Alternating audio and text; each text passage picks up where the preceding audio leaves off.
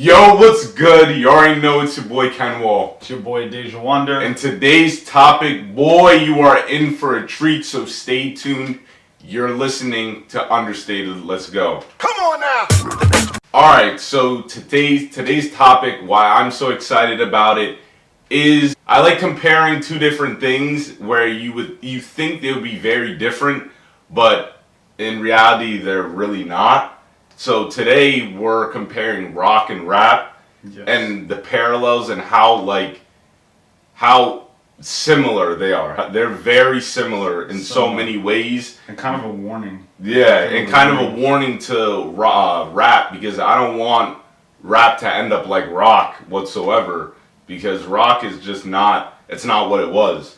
Obviously they're still making music. A music genre will never really die. It won't die like an animal species. I'm sorry, but it's kind of dark. But like they won't go extinct like a animal species. It'll still be being created, but it won't be pushed or in the mainstream like how it was before. So to get into it, how do we want to start this? I don't know, just like a brief history. So yeah, we all.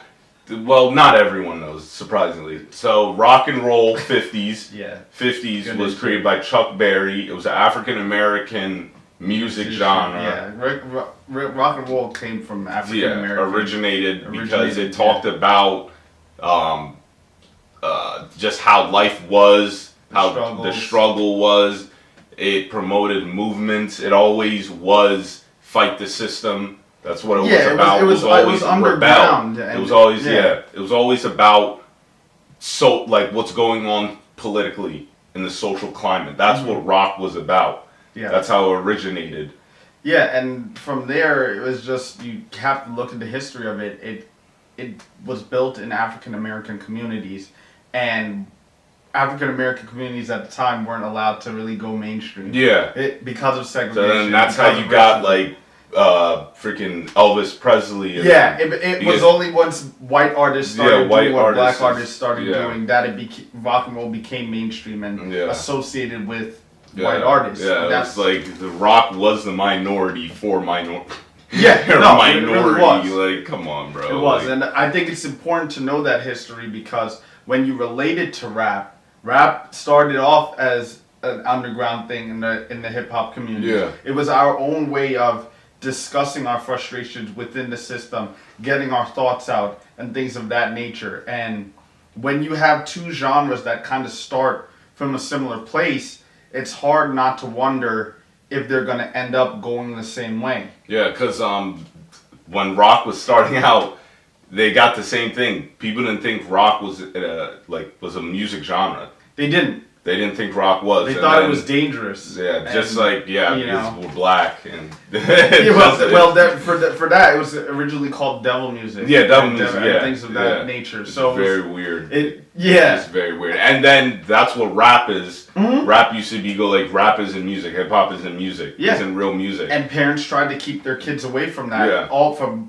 both rock and roll and rap. Yeah. So it's hard not to see the parallels between the two. And it's kind of funny because one of the main reasons people don't like rap, to a degree I understand it, where they talk about misogyny and the sexual nature of it, but it's like the same things were said about rock and roll. It encourages rebellion, being sexually promiscuous. Yeah. Kind of some of the same things that they say about rap is the same thing they said about rock. So it makes you wonder. Talk about drugs all the time. Yeah, they talk about drugs. They're talking about semi-charmed life. Like, they talk about the same stuff. Yeah, but in a different way. In a very different way. So yeah. So it makes you wonder if our complaints about today's music is really anything valid, because if they were saying it 60 years ago and they're still saying the same thing now, it's just hip hop's the new medium in which we talk about all of these things. It's kind of like a cycle, and it makes you want to sit back and wonder, it's like, am I being overreactive, and should I just let this play its course out, or is this something really to be alarmed about? Yeah, because rock really started popping off the 50s and 60s. Mm-hmm. started popping off 50s and 60s. Then what I heard was like it started dying the 70s because of disco was taking over. Then 80s and 90s it had that resurge, especially with Nirvana in the 90s. Yeah. It was like Nirvana really helped them out, but Nirvana was getting shit on too. Yeah. People didn't think it was real rock at the time. That's true. Which is very different. And then the early 2000s, they said it was like pop rock. Yeah, it like rock had splinters, kind of like the way it was a lot of groups in rock. There's a lot of different genres. The same way that we talked about how hip hop, there's a lot of different splinters within hip hop. But we don't really label it that way. We just kind of throw everything into the category of hip hop. But even rock, it wasn't just the term rock. You had grunge, you had metal, you had punk rock, you had all these different things, and you know, that's one thing that I don't see is happening with hip hop that I think should happen. Maybe it hasn't happened yet, but that it's like it's like the SoundCloud thing. We've been said that we were on that way before anyone else.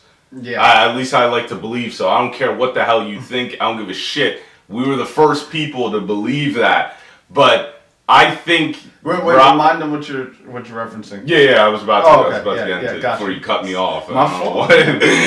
But anyways, I think rap or hip hop should be put into different categories. Mm-hmm. Like some people really fit in some categories because, especially today, that is not rap. And as of right now, I'm not taking shots at anyone.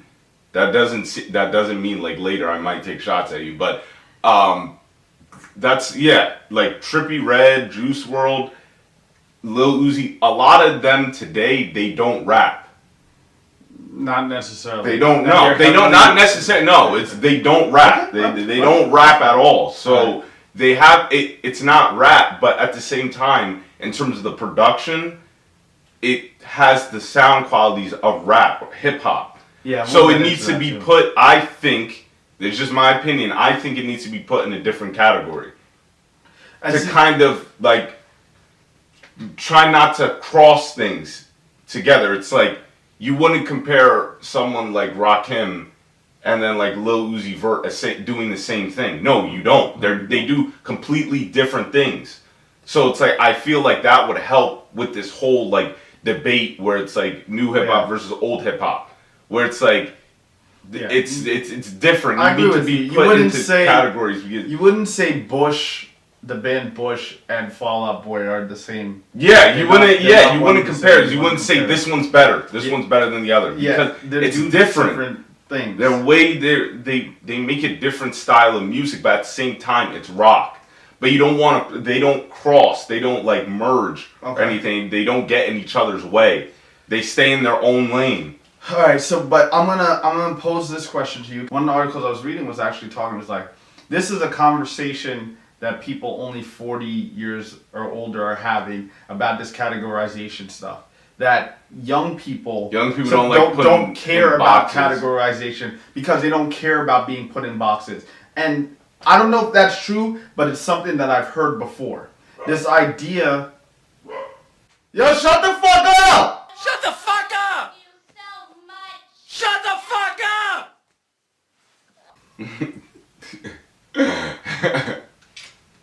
Yeah.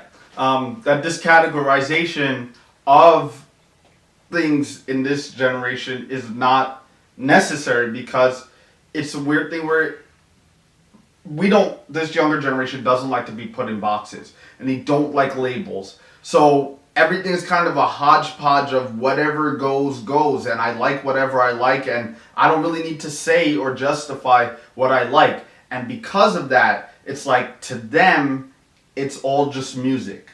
It's like I don't need to categorize that this is rap, I only listen to rap, or I only listen to this. All of it is just good music to me. And that's something that I think we need to acknowledge. I don't know if we need to cater to that specifically because I feel like labels have their place.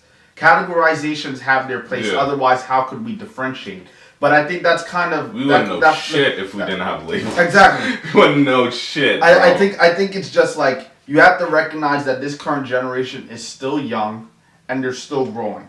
And you cannot always dictate and want to change the world to a bunch of 18 to 24-year-olds, 25 to 34-year-olds that are still growing, because you're not the same person at 18 that you are when you're 30 or when you're 50. So it's like, I don't necessarily agree that we should always cater things around the younger generation, but I can see that that's why they're not so gung-ho to be like, hey, well, we're going to splinter these off the same way that we did with rock, as in hip-hop. Bring the noise! Bass! How low can you go?